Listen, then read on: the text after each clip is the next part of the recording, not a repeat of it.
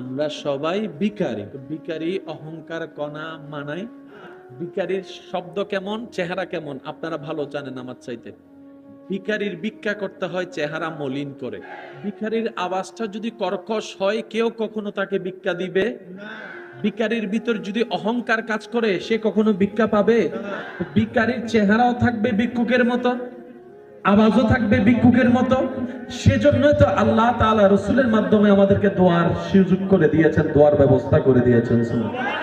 এবার দোয়ার মধ্যে আমরা কিভাবে চাই, কি তুলে? এখানে একটা চমৎকার বিষয় আছে। বান্দা যখন অভাবে পড়ে, বিপদে পড়ে বান্দার কাছে চায় তখন এক হাত পাতে। আমি আপনার কাছে যখন চাইবো, ভাই দেন, মোটরসাইকেলটা দেন, মোবাইলটা একটু দেন, 10টা টাকা দেন। বান্দা যখন বান্দার কাছে চায় তখন এক হাত পাতে, আর সে বান্দা যখন রবের কাছে চায় তখন দুই হাত পাতে।